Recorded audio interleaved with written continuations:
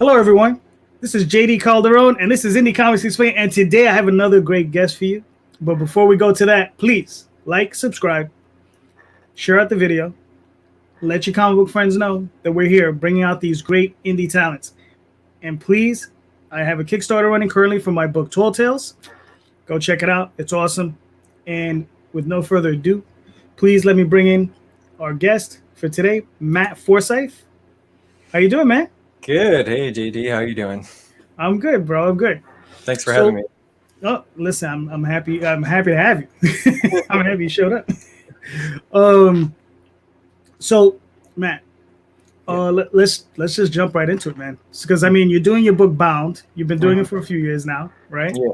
And yeah, I met you a few years ago at Boston Comic Con. Yeah. And your stuff was looking really good back then. Oh, but I have to give you a lot of credit because it looks even better now. Oh, you thank know? you. I appreciate it. Yeah, because I've been following on Instagram, and I was like, oh, this dude's he's progressing. I like this. So good stuff. So Thank you. So let's dig a little bit into this. So when you were obviously younger, you got into comics, but what got you into wanting to draw comics? Like what made you really say, okay, this is something I want to start illustrating, I want to start doing comics? Well, I had always been into drawing and painting, and like I think every little kid probably starts off that way. But I kind of knew I was going to be an artist from the get-go, kind of. And art classes were the only classes I did well in school. I was not a very good student, and I think when I was introduced to comics, and then like a few years later, like into middle school, is when I really got the itch to start drawing, and not only drawing like trying to draw Spider-Man, but drawing my own characters. I kind of felt that need to create my own thing, for better or worse, and that I stuck with that well into high school. And I kind of got, as I got older, a teenager, into like teen angst and disillusionment. I kind of steered away from comic books and tried other art forms, and went down other paths, but eventually came back to comics, and just drawing in general. And I really believe that it's my gift, and that's kind of what I was put here to do. But I guess from an inspiration standpoint, it was more Marvel, DC stuff when I was younger, and then when I started watching anime for real, I'd seen like Astro Boy and stuff when I was a kid. But in high school, a friend gave me a VHS tape of the Guyver, and I was kind of hooked from then on with anime. And through that, I discovered manga, and started reading manga a bit. And I kind of like the idea that manga was, because up until that point, reading Spider-Man, it was created by Stan Lee and Steve Ditko, but it had changed hands for several decades before I ever picked it up. Right. And when I started reading manga, the stuff I was reading anyways, like Battle Angel and MacGyver and Akira, they were all created by one individual, and whether they had assistants or not, I like the idea that they created this thing and it was theirs, and they continued to work on it, or they created it and finished it and it was done. That's what really inspired me later on, because even though I like serialized stuff, I don't feel it has as big of an impact as something that's just like one or two volumes, or several volumes, but it has an ending, Right. Yeah. That's usually my gripe with a lot of the comics that you read. They run and run. It's a soap opera. Yeah. soap opera big boys. You know, Yeah, that's what it right. is. You know? It's like Some of that stuff is great, and don't get me wrong, but there's been. Listen, I started out like everybody else. Love my superhero comics. Big mhm. Marvel guy. Yeah, You same. know, some DC stuff. You know, enjoyed some of that stuff. But you know, Frank Miller, his Mhm. Daredevil stuff. Yeah, You know, you can't beat it. You know for that sure. Walter Simonson's Thor. Mhm. You know, Jim Starlin on Warlock. Yeah. Right, Micronauts. Right, you go Right. on and on. I mean, there's Yeah. so much of the stuff that's so good. You know, John Byrne. Yeah, for You know, sure. Fantastic Four, Alpha Flight, his X-Men run with Chris Claremont. Yeah. I mean, there's a lot of good stuff in it, but you know, when it's in the really good hands, you know it. Yeah, definitely. But sometimes it falls into those hands that are not quite as good, and you're like, oh damn. You know, so I mean, it happens. You know, it happens. So, um, did you have any formal training? Did you take any classes in illustration or comic art or anything like that? Um, as far as comic book art, no, it's all self-taught, but I I I took private art lessons with my older brother when I was in like third or fourth grade. I was lucky enough Mm, that my mom found someone in the neighborhood that taught us like the foundations of shading and drawing three dimensions and mm, lighting and all that, and drawing from life. And then I went to college and I started off studying just like graphic design, because you're supposed to get a job and all that stuff. right. And I was trying other artistic endeavors, and I was just trying everything, I guess. And then I went to Savannah College of Art and Design Mm, to get my BFA, and I majored in. I started off as a 3D animation major, right. but I switched to 2D because I just Mm, wanted to draw. I found the modeling and stuff, especially at the time. This was like late '90s, early 2000s. It was very tedious mm, just to make a simple object. So I right. just wanted to draw stuff and make it move, and so that it kind of went hand in hand. I kind of regretted not taking sequential art classes, uh, Mm, because they had a pretty good program there with professionals teaching classes and whatnot. But I really liked, like I said, I really liked anime, and I wanted to experiment with animation a bit. And mm. Did you that's ever what get any? I, that's what I got my degree in. But yeah. Did you ever get any further into it, or you just said, "All right, well, I'm going to do the comics"? Um, no, only recently I've started playing around with pencil tests. I actually have a makeshift light table set up, and Right. I've started dabbling in it again, but I never used that degree outside of. I did some like video editing for certain jobs and stuff like that, where I got to use some of that knowledge, but Mm, I never ended up using that degree, unfortunately. gotcha. Well, but did it at least instill in you the ability or the will to sit at that table for long periods of time, illustrated? Because that's all animation is, right? Yeah, yeah. Yeah, once you kind of demystify animation, it's just single images, Mm, shot in sequence. So yeah, I think it went hand in hand, and I definitely benefited from doing it and learning to sit and draw, repeatedly and drawing it. Like the big thing for me was learning to let go of stuff and redraw it, mm, especially with Bound. I always have the mindset that like I'm gonna draw this, but if it doesn't work out, I can always redraw it. mm, And I know for some artists, myself previously, that's kind of difficult when you put something down. It looks okay, and you're like, well, I don't want to redraw the whole thing, but I've mm, redrawn pages several times, so I kind of got mm. over that fear, I guess. Yeah, I think you know doing this stuff with myself and my wife Daphne. on Tall Tales, and even the Oswald Chronicles I do with another artist. It's like always having to like finish the work and move on.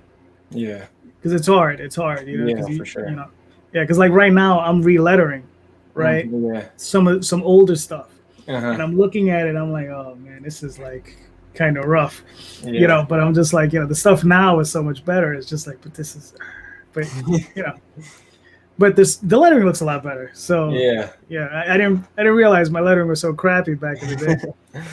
Yeah. Well, that's what you mentioned, liking my illustrations when you first. I think it was 2014 when we first met you at Boston Comic Con. Mm-hmm. And yeah, it's really hard for me to look at that stuff. And I think I sent you. Yeah, I sent you the PDFs of some updated versions. Yeah.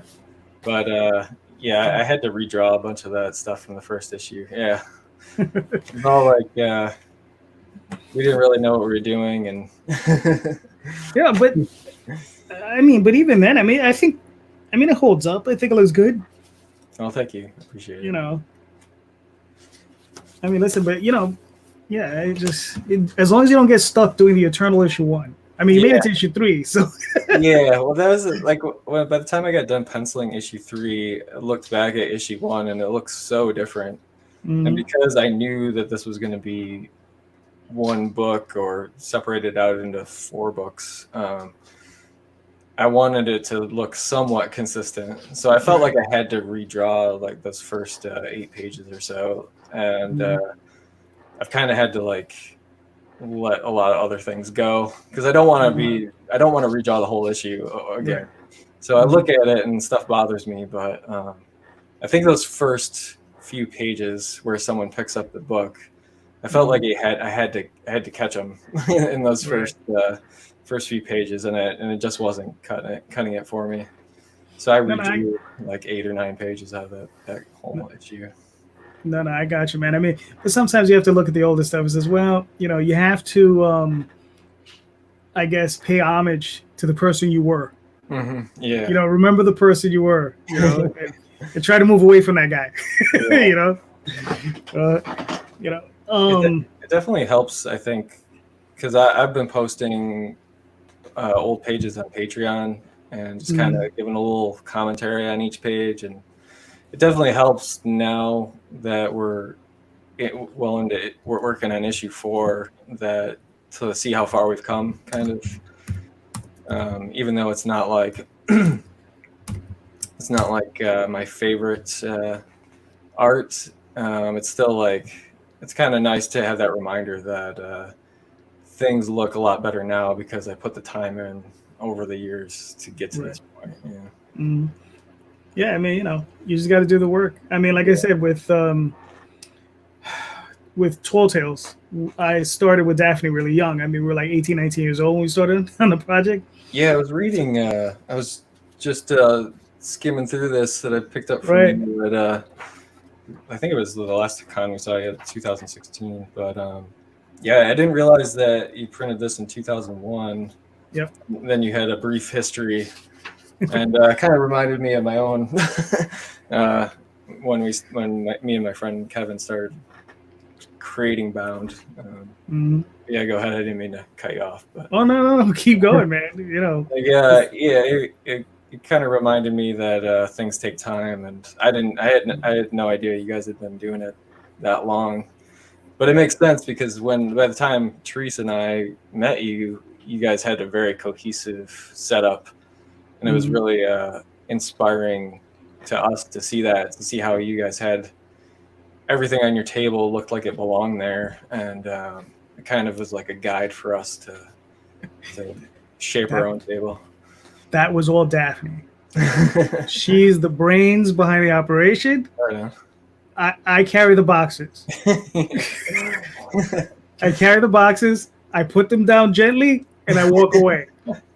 That's it. That's my part. You know, I get to write the stories, and I get to pick up the boxes. You know, she does all the heavy lifting. She does all the brain work. You know. Well, she does a great job. for sure. No, she does. You know, she's fantastic. Look, she's the one that she maintains the websites. You know, she does all. She set me up on this. You know, so my idiot butt can, you know, just hit a button and just, you know, get people on and start talking to them. You know, so yeah, she's great. But yeah, man, like I said, I mean, you know, I remember when I first, you know, picked up your stuff, I was like, wow, this guy's really good. And just, you know, just seeing your progression has just been, you know, fantastic to see. But let's get a little bit into the story. I mean, what when you first started out with your partner, I mean, what were you guys sitting down talking about? Like, what was the inspiration for this story? Yeah, me and my friend, my best friend growing up in Michigan, in Port Huron, Michigan, we grew up together reading comics. Like, yeah, we were both primarily into like Marvel, like you were talking about. I don't know, for some reason, DC wasn't, like, I had a few Batman comics, but Marvel was where it was at, and then Image. But yeah, we had dabbled in high school in comics, and then after we both went off to college and came back to our hometown, we were both kind of like in between things. And he'd introduced me, Kevin Lill. He had introduced me to X-Men earlier when we were kids, and he is way more well read as far as comics and story arcs go. Like, I had a lot of random stuff, and he had read entire story arcs and introduced me to a lot of stuff. And yeah, we just wanted to create something, and I had a character that was in my head, which became Natalia Kane in Bound, and he had a character which became Seth in Bound, and we both were into sci-fi and horror and action movies, and also it's the stuff from the 80s and the 90s and anime, and we kind of went back and forth with ideas, and I think we wanted to tell something that had a little bit of a weight to it, as far as like we didn't want it to be like too lighthearted or too colorful. Like, I think we both came from a kind of a darker place originally, right. And we went back and forth over the years. You know, we both left our hometowns again, and we went down different paths, and we went back and forth over the years with different story ideas. I think eventually I wanted it to be set in the future, and not so much tied to this time, or to that time. I guess it was like 20 years ago, but it was like 2002 when we first came up with some kind of idea where we wanted to like move forward, and I drew some character designs and he wrote some stuff, and we went back and forth several times, and then in like 2007, I just gone through a divorce, and I was kind of starting my life over, and I had kind of a vision in my head of what Bound could be, and I pitched it to him, and he was on to bigger and better things, and but he gave me his blessing, and I had met Therese about a year after that, and she was an aspiring science fiction writer, and she was very much influenced by Arthur C. Clarke and Isaac Asimov and a lot of the classics, Jane Austen, and I was influenced by, I guess, the more darker side of things, is a darker side of popular culture, and Clive Barker. Clive Barker for sure. Philip K. Dick and Blade Runner and 1984 and old Twilight Zones, which she was into as well, and weird stuff like old, the original Star Trek series. Right. just random things I grew up with. H.P. Lovecraft. Huge Lovecraft fans. Myself. Oh, So. nice. I would never consider myself a huge fan, but there was a few stories that influenced me, like From Beyond, and Call of Cthulhu, and I lifted a few things from Beyond, like directly for Bound. We all have. Yeah, just everybody. It doesn't matter who you are. Alan Moore, Neil Gaiman, they've all lifted stuff. Right. So it doesn't matter. Yeah. You're in good company. Yeah, and he had such a wide variety of different short. Like I feel like they're all very like short and sweet stories, and they're so good and so like they're so rich. Like he did a very good job of describing everything, and you feel like you can. At least I can see it all in my head when I read any one of his short stories, and so yeah, I lifted little pieces of all sorts of things that I was influenced by. So now when you're working with the scripts, right? Now, are you co-writing them with your partner, or are you just letting her write it, or you guys discuss it and then she goes off and write it? How are you guys working that? How are you guys working that out? Yeah, for sure.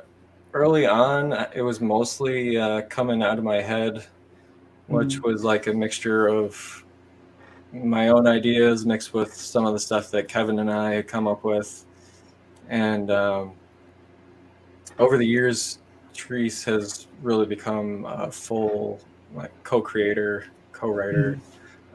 She initially just signed on to write the scripts, kind of like take what I had in my head and put it, make the dialogue work. Right. I don't consider myself a writer, but the story kind of all comes out of me. I have it all in my head like far in advance. Right. So and then it evolves over time in my head. I don't write down as much as I probably should as far as story ideas, but we outline the entire 12 issues pretty much from the get-go. I think at first we were kind of just playing around, but over time we were like, well, we better figure all this out before we get too deep into it. So now I still draw it all first, and then she'll come in and write the dialogue. Okay. There's certain things that we agree on beforehand that needs to happen. Sometimes that'll change. Sometimes I'll switch things up completely without her realizing it. She's like, "What's this?" Yeah. Usually it goes pretty well though. Okay. But we're only on issue 4 after all this time, so we're still figuring things out. Listen, I know exactly what you mean. I know exactly what you mean. Daphne and I did 20 issues of Tall Tales, and that took us 20 years. And well, all right, maybe 18. Right. Okay, but we like to say 20, but I think it was more like 18. But and then we're up to issue 5 of the second arc, and there's supposed to be 3 arcs. Yeah. So yeah, this arc will have 8 issues, and then originally I was gonna do a 30-issue arc for the last arc, and I was just like, nah, let's cut that down to 12. Yeah. I want to get it done in this lifetime, Yeah. That's kind of where I'm at too. I picked 12 out of. I'm a big fan of Ghost in the Shell, and the Ghost in the Shell 2.0 or whatever. The sequel was 12 issues, and it just seemed like a good amount. I like the amount of story that was told in that amount of time, and it seemed like a good kind of framework to work around.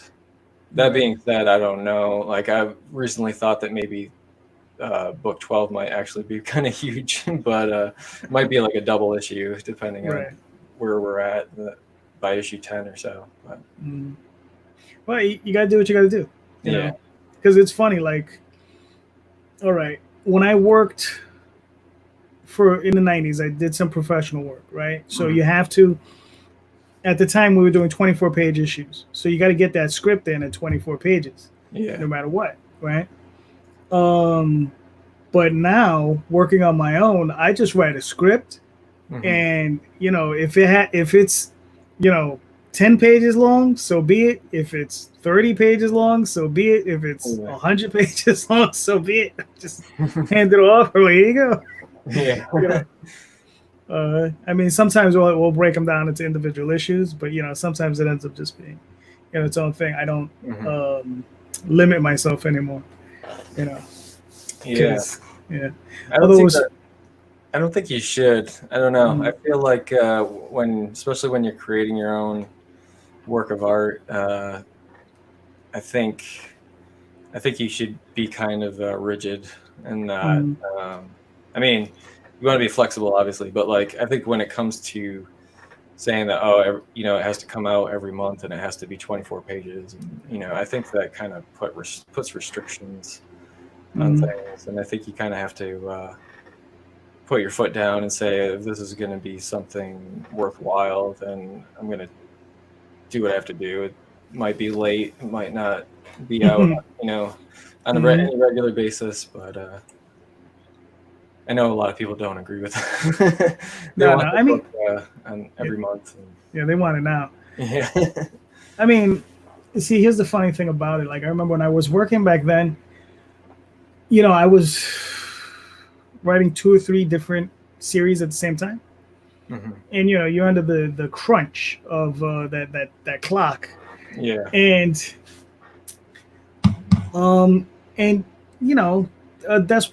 desperation is the mother of invention, right? Yeah. So once you get that, you see that clock, you get a little desperate. So you're like, okay, let's do this, and you start cranking. So, and that's the one thing. I was just like, I enjoyed it.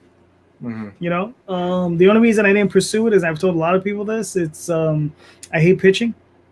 I hate pitching ideas to editors. I just don't dig it. I just don't like writing out multi-page plots and be like, here you go, and they're like, it's good, but can you do this?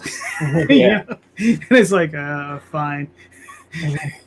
That is the struggle, the endless struggle, I feel like, for creative people, is to find that balance between what do you love to do and what do you need to do to make money, or what do you need to do to be successful in the field or whatever. And a lot of times that you end up just being a work for hire type person that has no real say in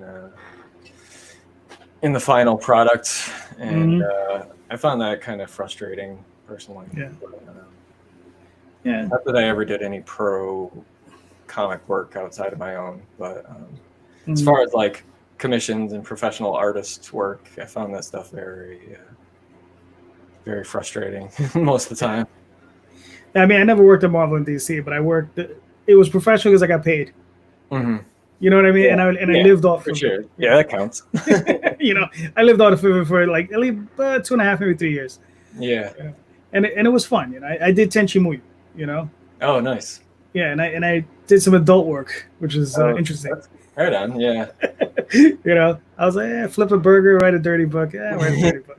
Yeah. There's actually a company here in Portland that has kind of a shady reputation, and they do they like translate hentai. I saw they were hiring recently, and then I looked into them, and then I was like, nah, I don't think so, but that has crossed my mind.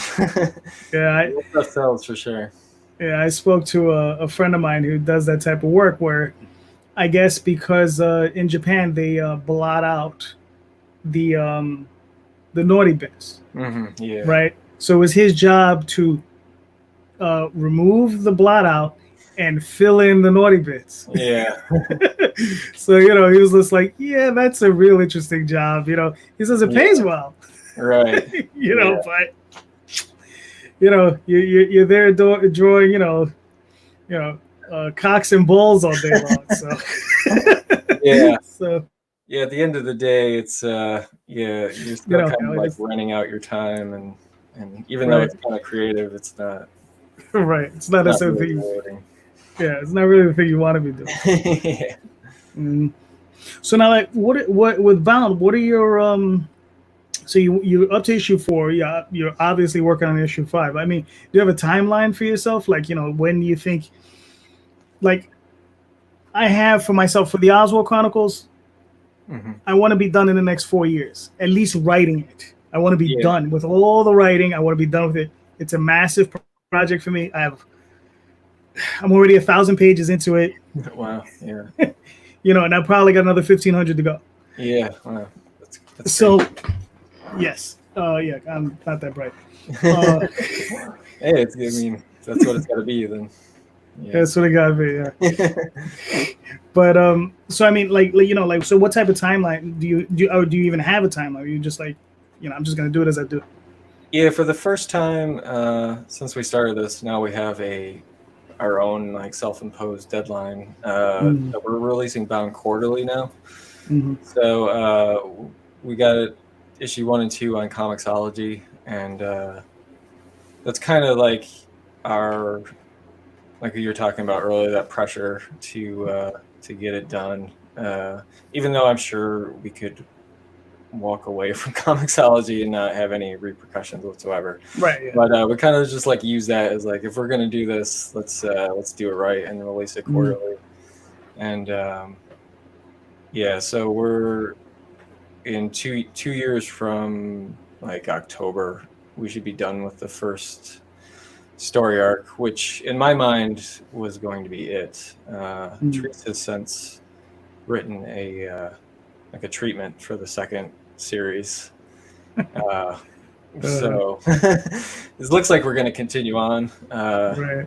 But as far as the first, the main story that's been in my head for years, that's got a beginning, middle, and end, and you can either keep reading after that or not. I kind of like the idea that it can be its own thing.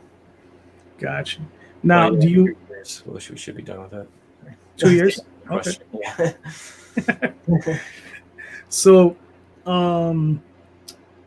now do you intend, like, I guess maybe at the end, do you intend to like compile it and maybe do a Kickstarter or an Indiegogo or something along those lines? Yeah, that's I would love to do that, especially like make some kind of like hardcover finished book, because it's only going to be about 350 pages, something like that. And whether we turn that into like a trilogy or not, then we're looking at 900 at least pages. But but for right now, I've always kind of had that in my mind that I've got this set amount of pages, like give or take, 10 or 20. But I like the idea that each issue between like 24 and 32 pages. So I'm one of those people that needs structure, and I need to have the whole picture kind of in my head, and know that I'm working towards this goal. And if it changes a little bit, that's fine. But if I don't have that stuff planned out, I know just from experience, I'll like freeze up and not get anything done. Gotcha. Now, let's talk a little bit about your art process. Now, when you sit down and you start attacking that page, right? What are you doing? Like, are you doing like a full layout? Like, do you just like lay out your whole book first? Do you do blue line pencils? Like what's your process, when you break down these pages? Yeah, I do thumbnails for the whole book. And then in the past, I was laying out each page in non-photo blue and then penciling it with graphite, either 2H or H lead, and then I'd go in with like some B or 2B to darken some of the outlines and stuff. Because I used to take a lot of pride in my pencils, and for a while that's how we like you have some of those pencil issues. And because we were still figuring it out, I was just penciling everything and then going back. And now I'm finally like caught up to, or just about caught up to all my old penciled pages where I'm inking all of them. And it's been a mixture of traditional ink and digital ink. Originally, it was all digital, and then I started actually using ink and getting the hang of ink. And so then issue 2 was a combination of digital and traditional, and issue 3 was almost completely digital. I think issue 3 is all digital now, which I haven't gotten from the printers yet, but this is the new version of issue 3. Oops. No, yeah, I know. It weirds me out the way everything's in reverse. But that looks really nice. Thank you. It's all digital now in this, and then now I'm like, because with digital you can zoom out and you can start sketching, and I get too sketchy, I think. So I have to go back through and clean up a bunch of stuff that I didn't realize looked like garbage. And, so you're using a Cintiq? I have a Huion. It's a knockoff of a Cintiq. Yeah, had that for about a year, and before that, I was just using a Wacom Intuos. I wasn't even drawing on the screen. But now I'm like laying out pages digitally and inking traditionally, which I think I might have. Yeah, I've got. Yeah, so I've kind of gotten a little cleaner with my. Yeah, that is really nice. Real inks, thank you. And then I went through and in Clip Studio and edited it and added tone and stuff, like added tone around her face and added the rain. Like I didn't actually draw the rain. Right. No, that looks awesome. Thank you. But yeah, I really. I'm a very harsh critic of my own art. So, and I see the people I look up to, like Katsuhiro Otomo and Jim Lee, and a million other Frank Frazetta and a million other artists. And I love the look of traditional ink. So I don't think I'll ever be satisfied with the 100% digital stuff. Right. Even though it's faster, I feel like. So, okay. No, I got you. Because it's funny. Like Daphne, for the longest time, she had a Cintiq. Someone had given her one as she was doing commissions for a guy, and he ended up trading her for some commissions. So he gave her a Cintiq. It was kind of she begrudgingly kind of liked it and kind of hated it all at the same time, right? Yeah. So she was just like, and then it eventually died. It got old, and then our friend had a huge one. He had like a 36-inch one. Oh wow! And he was going away. He was going down to Colombia. He couldn't take it with him, and he basically asked us to hold on to it for him. And he says, "Yeah, just use it." Yeah. So she got that one, and she kind of fell in love with it, right? And then we had to give it back though. So when he came back, she was like, "Damn it!" Yeah. So she ended up going out and buying one, on her own. So it's kind of funny how and she still does she'll lay it all out digitally, and she'll print it out and she'll ink. Yeah, that's what I've been doing lot for issue 4, anyways. That's what I've been trying to do, and I found that I'm a little more controlled with a real pen as opposed to the tablet, where I know I can go back and erase all that stuff, so I'm not as careful. I feel like subconsciously I just I need to actually consciously make myself be precise with those lines, or I know I'm going to be in trouble when I look back at it a week from now. No, I got you. All right. So look, we've been at this for almost 40 minutes. So we're coming close to the end, but we're not at the end yet. All right. Uh, So, so before I ask you a bunch of goofy questions, let me ask you this one question. I usually ask everybody. I forgot to ask a couple of my past guests this question, but is there anything that you want to talk about that I maybe didn't mention, or anything you wanted me to ask you that I didn't ask you?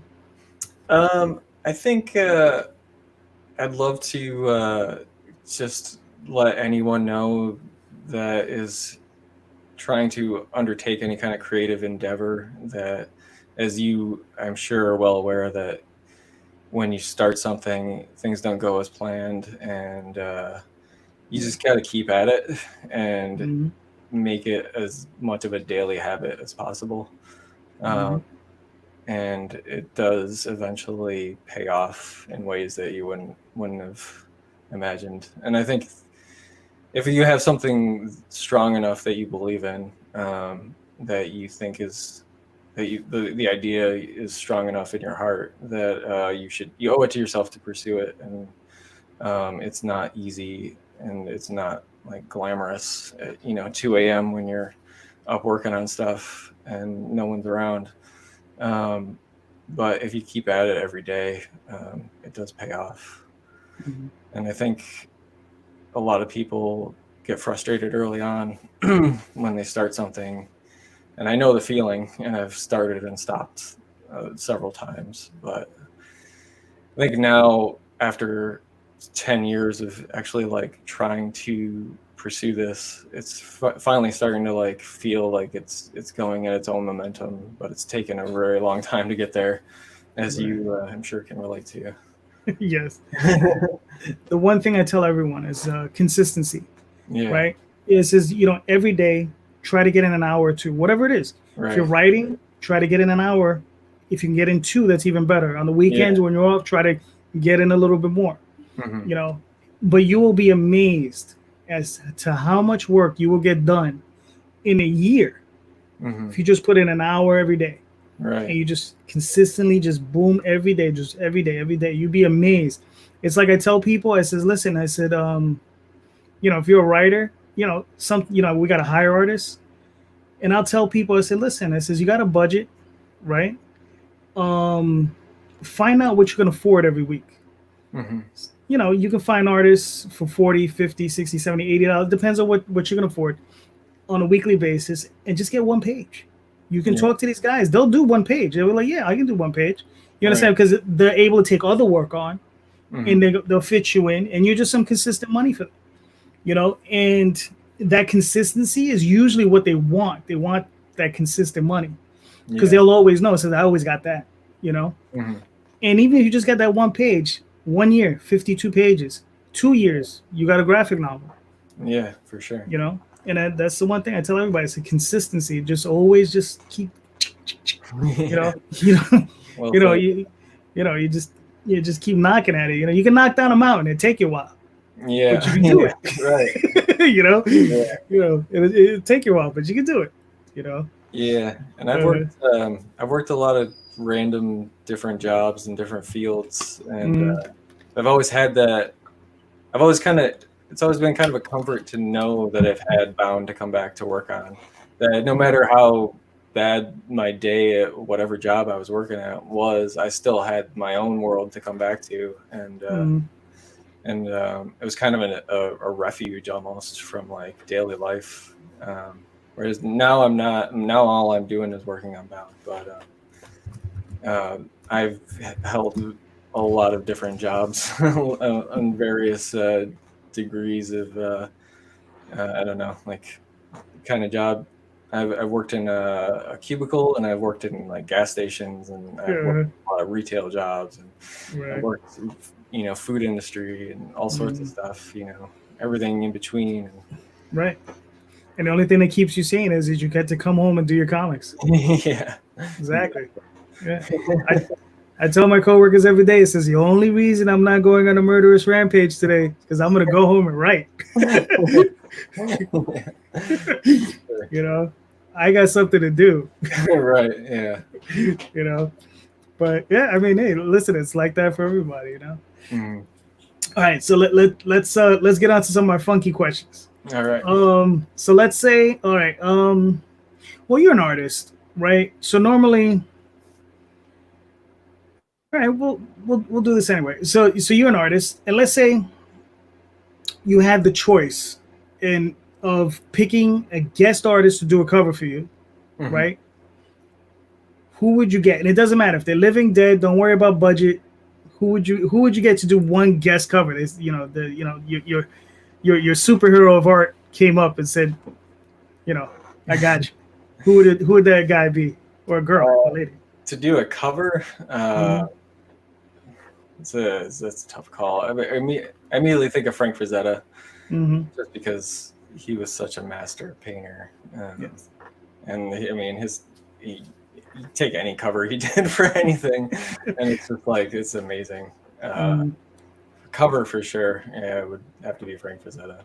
Okay. Cool. Now, so now here's another one. So let's say you got a call up, you got the golden ticket. They call you up to the big companies, whatever, and they say, Matt, whatever book, whatever character, and it doesn't matter, Marvel, DC, Dark Horse, doesn't matter, any of these companies, Image, pick whomever. What would be the book you'd want to draw? Oh, geez. I think just out of nostalgia, I'd probably be Spawn. Just because Image, when I was in high school and Image came out, it was like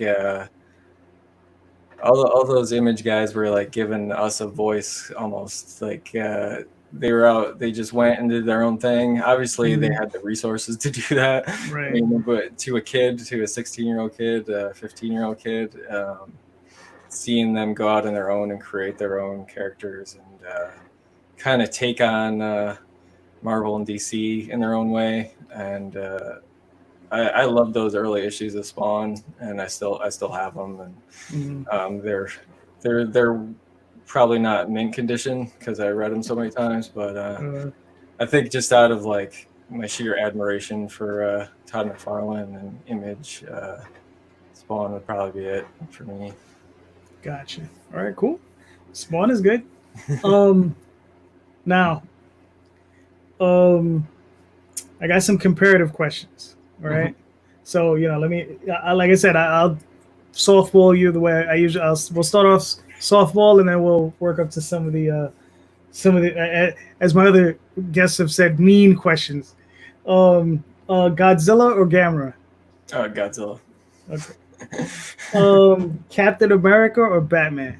Batman. Okay.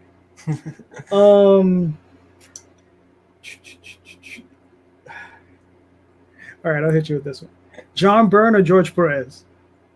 I'm more familiar with John Byrne, so. Okay. Cool.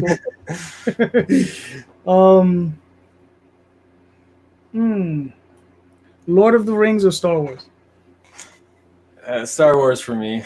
Yeah, I know maybe Lord of the Rings is probably a little bit more respected now, but I grew up on the original trilogy, and that was a big influence on me as far as creatively. I used to try in class. I used to sit and try and draw Darth Vader.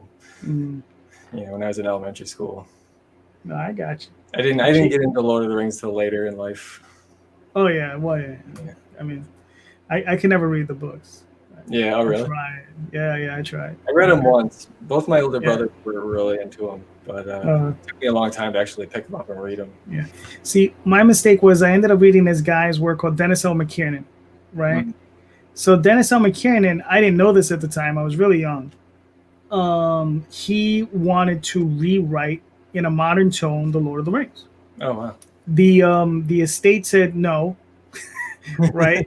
So he ended up writing. He just ended up writing these stories and just changing things in them. But it was very similar. So, and it was like way more action packed, and it moved faster and that sort of thing. So, I read these and I was just like, wow, these are really great. And then when I tried to read Lord of the Rings, I was like, why is this so slow and plotting? And why is this so much like the other damn book that I read? But it's slow. so Yeah. so it kind of ruined me. I was just like, oh well, I guess. I probably have to give it a shot again. It's been a while. Very unique writing style, Tolkien. It was kind of hard to get through for sure. Jason Voorhees or Michael Myers? Oh, jeez. I'd have to go with Michael Myers, I think. Okay. Even though I love both of them, but yeah, I figure I don't ask that question to a lot of people, but I figure you're into horror. Hey. All right, here's another one. Pinhead or Freddy Krueger? Oh, Pinhead for sure. I love Freddy Krueger, but Pinhead is... Okay, so I'll hit you up. Clive Barker or Stephen King? Clive Barker. Okay. I like Clive. I've read a few Stephen King novels, and I'm always in awe of like what does he write, like 6 books a year or something? He writes a ridiculous amount of work, but Clive Barker definitely had a big impact on me when I was younger. No, same here. What's funny is I've only ever read one Stephen King novel, and it wasn't really a novel. It was his How to Write book. Oh, right on, yeah. Yeah, and it actually helped me. Actually, I was surprised that there was some information in that I was like, oh, I'm an idiot. I was like, oh, okay, I was like, thank you. Cool. I got that. I got that recently for Therese for her birthday. I don't know if she's read any of it yet, but yeah, I picked that up used on like eBay or something. No, that was I was I benefited from it. Thank you, Mr. King. Stan Lee or Jack Kirby? Oh, Jack Kirby. All right, I'll hit you up with a couple more of these, and then we'll wrap up. Buffy or Supernatural? That's a tough one. Supernatural, probably. I'm not a huge fan of either one of them, but I remember seeing one of the Buffy comics in the early 2000s and really liking the artwork in it. But I think I enjoy Supernatural a little more as a TV show. Okay, cool. This one's a little unfair because you already mentioned that Spawn was your favorite, but I'm going to ask you this one anyway. Hellboy or Spawn? Definitely Spawn. I've only read a little bit of Hellboy. Oh, okay. Yeah. And I haven't seen like the new movie or anything. Right. Oh, the new movie. Well, I enjoyed the first two movies, the Guillermo del Toro movies. Yeah. Yeah. The latest movie. It could have been a good movie. Right. I think there's a good movie in there somewhere. It definitely has its moments. I liked Harbor. I think that's the actor from Stranger Things.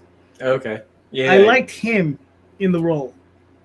But yeah, the movie has a lot of problems. So if you sit back and watch it, just go in aware that it has these issues. Yeah. You just gotta kind of enjoy it for what it is. Yeah, I feel like that's it describes a lot of movies these days, especially like remakes and stuff. You gotta go in with like a open mind and realize it's not gonna be like the original. Yeah. I enjoyed like I said, the Guillermo movies I enjoyed. I like those. But this one, like I said, I think there was a good movie in there. I don't know, somewhere it just the wheels came off and it just so Guillermo del Toro has his own style too. I feel which is not like there's so many directors out there, and I think it's just like it's difficult in comics to have your own unique style. It's really hard as a director to have like, oh, you can tell that's a David Lynch movie, because he's got his own thing going on. Yeah. No, definitely Guillermo in his color palette. Yeah. But yeah, it's always a wonderful thing to see. So that's it, bro. We made it to the end. All right. So thank you so much, everybody. But before we go, Matt, where can everybody find your work? Where can they find you? Where can they find Bound? Where can they pick up your work? Yeah, you can find us at hexapus-inc.com. That's hexapus-ink.com. I'm also on Instagram, which is I post regularly as at hexapus.inc. Same with Twitter. I think it's the at hexapus.inc on Twitter as well. And then on Facebook is Facebook/bound graphic novel. I try to post regularly on social media to keep people interested, and I post a lot of just like supplemental artwork and stuff like that, and some of my like works in progress. And if you want to like get even more behind the scenes, you can go to our Patreon, which is Patreon/Hexapus Inc. Cool. Now, in Comixology, how would they look up your book? It's under Bound, or you can search for Hexapus Inc. as well as far as like the publisher. But yeah, you can buy Bound directly from us. It's a little bit more expensive on Comixology, but if you come directly to us, you can get it digitally for a lot cheaper. So. All right. So there you go, folks. Thank you so much. Hit like, hit subscribe. Please go check out the Tall Tales Kickstarter, and I'll be talking to you soon. I have another great guest tomorrow.